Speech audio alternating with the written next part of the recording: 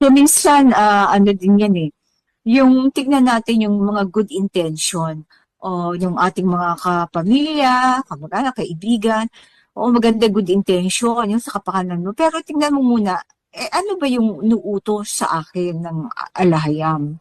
'Di ba? Kasi maaaring ginagamit din ng diwa nila ng kalaban, 'di ba?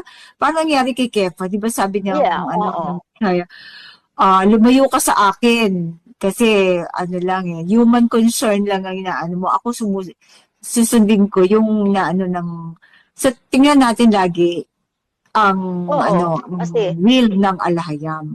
Kasi minsan, siguro oo nga, no, o huwag mo nang gawin yan, o tama na yan, ganyan.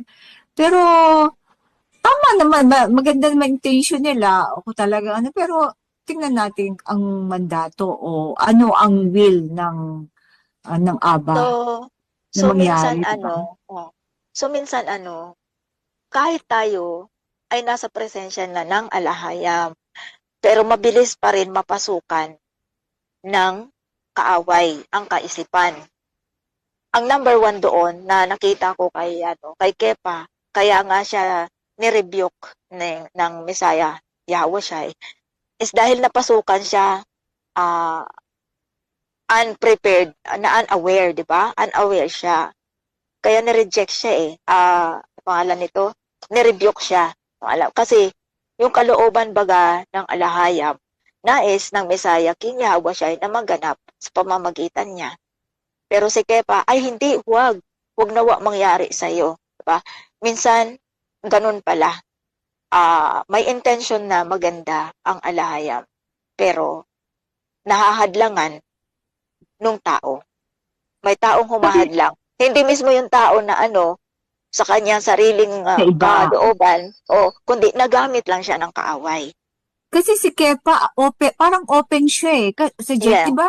Na ano, Mm. nireveal din sa kanya kung ang tunay na pagkakakilanlan ng ano Mm. ni King Yahushai. Mm. That time, kung sino talaga siya. Nireveal sa Mm. kanya. And then ngayon, kaya mag-open yung kanyang Bigla, diwa. di ba? Kaya Oh. pati ano na, sisingitan ng iba. Kaya Yeah. ang pagkakaingatan natin, mga kapatid, pag na-open yung diwa mo sa mga bagay-bagay, ay discern din natin Oo. kung ano Oo. talaga. O, diba? Kasi, yun, kay Kepa, naging unaware siya that time, pero hindi niya malay yun. Kaya, tama yan. Maging maingat Sig- talaga, i-discern natin. siguro, inalaw yon ng alayan para maisulat at maging Pwede. gabay natin. Di ba? At least sa Pwede. basa natin ngayon, oo nga, no? Oo. Although maganda yung intention niya na Oo. ingatan ang ano ng Messiah, pero pinakita ng Messiah na masusundin niya kung ano ang mandato o kalooban ng alahayam. Oo. Diba? Kaya Pero tama dapat pala. maging matapang tayo, di ba? Oo. Oo.